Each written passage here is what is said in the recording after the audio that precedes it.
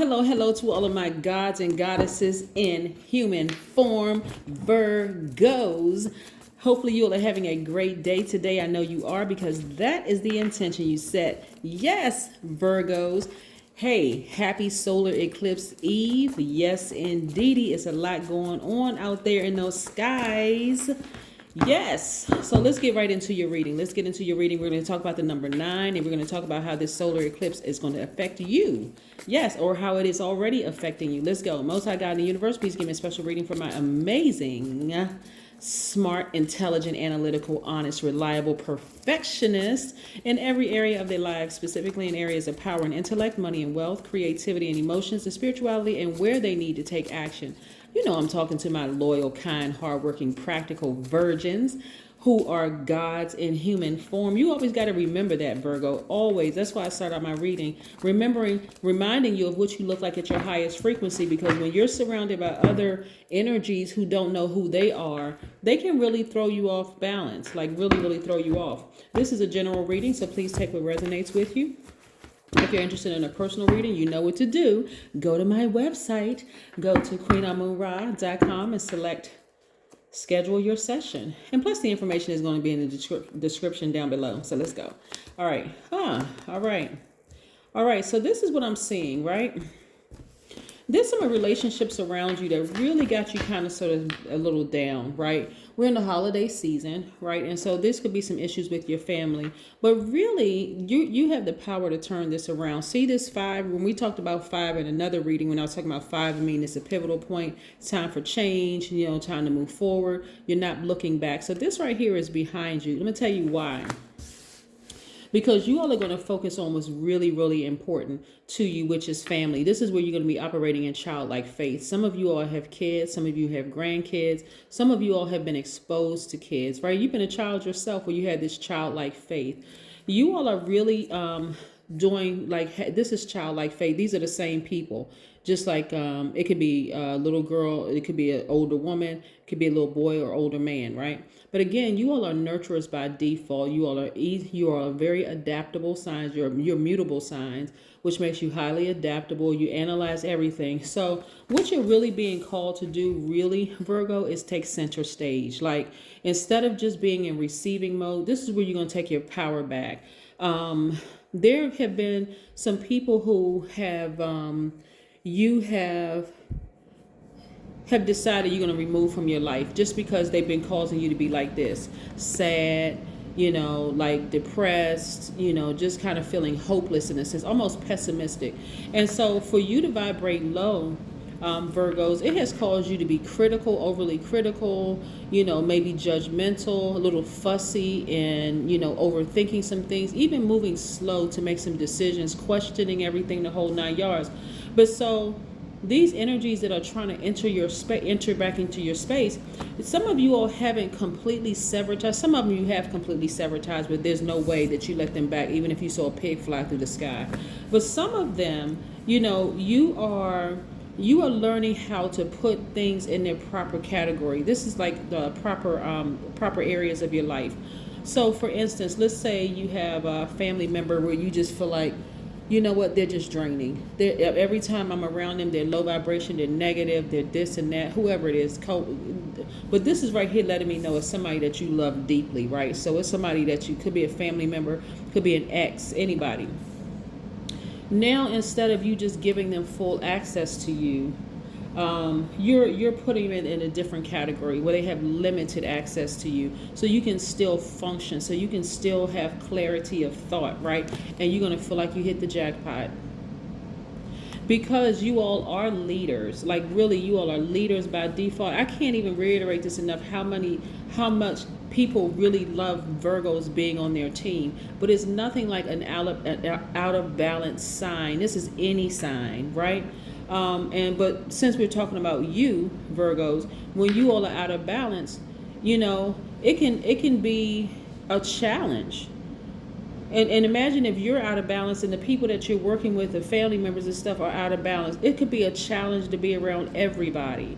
So why not make sure you are setting very firm boundaries? And that's what I'm seeing here, is that instead of you looking at a situation like the glass half empty, you're like, you know what, let me get up from this space. let me actually start taking charge. It was always meant for you to be in that leadership position, to kind of sort of be action oriented, to take charge, to kind of sort of step up to the plate and make some stuff happen, right? Because you all are receivers by default. Your energy is cyclic. So your natural response is to just be in receiving mode and just kind of sort of to sit back and just take in the information and assess the situation and that kind of thing, right? Until you feel forced, and then it could come out as like, like almost heartless or cruel or whatever. So you're learning how to balance it out. And so when you balance it out, and because remember, you're still in receiving mode, you're still receiving this. You've never lost the Midas touch. But it also makes you look like a sweetheart. More people want to be around you. More people are attracted to your energy, because people are attracted to you anyway. And it's not just because a lot of you all are beautiful or, very handsome people. It's just because it really, really is because you're very magnetic. Your energy is magnetic by default. And so when you put people in their proper place, like if a person has shown you, because this is what I'm saying here, because this is part of the reason why emotionally you feel the way that you do and why you would never let them back into your space, is because see how deep this water is? This water behind this person is deep too. Like she's sitting on the beach. Both of them are sitting on the beach at night. So you've been overthinking this thing all during the day. At night, you overthinking it. You think giving it some kind of energy, because your emotions are just as deep as this water, this ocean in the background, right? But that's also how deep your creativity is. So during the day, you're like, there's no way I would let this person get back, because some of y'all are tossing and turning, depressed at night, can't sleep, overthinking it, just going. And so now it's time to take action. Now it is time to take action, because there's so much emotion here. There's so much emotion. Let's talk a little bit about why you all are over nurturers, because a lot of times people are like, yeah, I'm such a nice person and I give people 1,000. Okay, all that sounds good. But let's get to the root of what the problem is, right? A lot of times it's from the root chakra. It could be an addiction of some sort. Some people were actually in a womb of a person who was addicted, who had some kind of addiction, and you may not even understand that it affected you. So addictions are a form of illness that takes, that really tells a lot about your chakras, about all of our chakras, right? So you could be addicted to alcohol, cocaine, or crack, coffee, which is caffeine, caffeine, highly caffeinated. You can be addicted to food, to gambling, to marijuana, to nicotine, to sex, shopping, work. All of those addictions are, guess what? They are based on the root chakra. Yep, based in your root chakra. We know what a root chakra is. It's at the base of your spine, right? But guess what? Even before your body was formed, guess what? Your root chakra was there at birth, from birth to the age 7. Very, very, very powerful. It was developed then, right? So when you have an overactive root chakra, that's an addiction. That's overeating. That is hoarding. That's in some cases obesity. That's greed. Like, I just gotta have not just food, just greed in general. I gotta have all the money. I gotta have all the this. I gotta have all the power. I gotta have just greed. Y'all know what the word greed means. It also can, for depression, laziness, overeating, issues with your knees, with your blood, with bones. I mean, like, that's that root chakra where, like, something happened between the ages of 0 and 7. That's what you want to really, really get to as to why you are an over nurturer, an over giver, an over nurturer. Because again, you're blocking this. So again, I'm seeing somebody like the number for today is a number 9, and that's the number of death, rebirth. I see somebody really like balancing out your own energy. Is like, severing ties with some things in the past, like the way you used to do things. Because there's a lot of, like I said, there's a lot of feminine energy in these cards. Oh my God. Yeah, all of this energy in your cards are feminine energy. You want to really focus on nurturing you. All that nurturing you've been giving to other people, you want to focus on you this time. Ace of Cups. You have a big heart. You want to preserve this big heart. You don't want this big heart to be bitter. Yeah, so get to the root of why you're over nurturer to other people and not nurturing yourself enough. We have the Seven of Pentacles. This is right here speaks to your money. You've been investing in yourself, and so you're going to start to see the fruits of your labor in your money. Your intuition is at its highest. Like this moon, this high priestess card is attached to the moon. I'm telling you, we're headed towards it. Even though we have a solar eclipse with solar eclipse Eve, we are also, this is new moon energy. So your intuition is very, very heightened. You're like, okay, I need to make some adjustments. Some of these people make me depressed. Okay, I may not be ready to completely sever ties with them yet, but I need to make some adjustments. I need some people I need to sever ties with. They have no more access to me, but some of those other ones that's been getting on my nerves, I need to step up to the plate, and I need to start putting them in a different category. Yes, you may be my aunt or uncle, but now you're an acquaintance. You're not my friend anymore. You may be my cousin we grew up with, but now you're not my friend. You're just an acquaintance at this point. I need some distance between us. So you all want to start surrounding yourselves with people that's going to protect your energy so that everybody doesn't have that level of access to you anymore.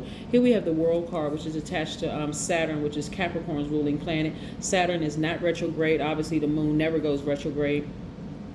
And so this is where you have a duty and responsibility to nurture yourself, protect yourself from snake energy. Remember, I talked about snake, good versus bad snake, in some of the other an old video.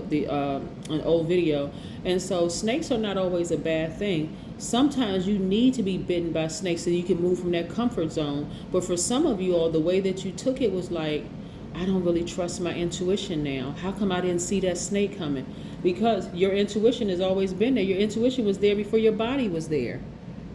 Remember, before we come into this physical realm, we are pure consciousness. That's God, right? We are pure consciousness. So our physical body came after our spirit. So that's what you always want to trust.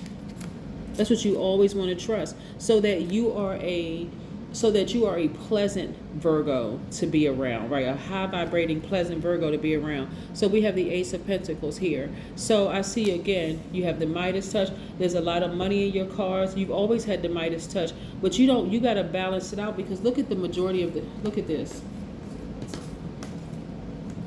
The majority of the cards that I'm looking at for you right here, make sure I don't have another card stuck up under somewhere. Listen, the majority of cards I'm looking at right here are emotions, but you have just as much creativity. So instead of pouring all these emotions into people that hurt you, why don't you use it to hone your craft? Because that's where you all really shine, in honing your craft. Go build a website, go start a new project, learn how to fix cars, train animals, whatever it is that you like to do, open a store, e-commerce, get online, start a YouTube channel, do something where you honing your craft, where you are part of a group, part of a team, where you're like putting your creativity to use. Because again, these energies that's leaving you drained and making you feel depressed is just not where it is. It really is not where it is. So yeah, God is allowing snakes to come, has allowed snakes to come into your life. Let me pick this card back up. Has allowed snakes to come into your life to bite you, to get you to move out of that place of comfort. Like there's no, because again, this is a lot of water. This is Cancer, Pisces, Scorpio energy. A lot of water in your chart. We know that the World card is attached to Capricorn, and then Capricorn and Aquarius, but we also have the High Priestess, which is attached to Cancer via the moon, right? And so then you have Earth signs down here. You have Taurus, Capricorn, Virgo. So you have a wide range of things. Like you want to get your emotions in order so that it doesn't affect your money at all. And if it's the people that you love that's causing you, like affecting your money, you don't have to necessarily completely sever ties with them, even though I do see you severing ties with some of them because of that Aquarius energy and that sword energy. So I do see you cutting some of them off, and they can never come back into your space again. But some of them, you're not going to sever ties. You're just going to be a lot more rigid and a lot more firm with the boundaries that you set. Like, it's no joke. This solar eclipse, I'm telling you, it is dramatic. And there's going to be a lot of things that people don't expect. Yeah.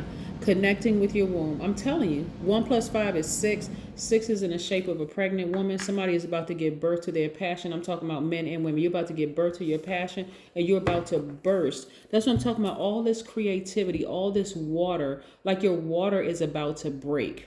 Literally, your water is about to break. And I'm talking about men and women, talking about your passion.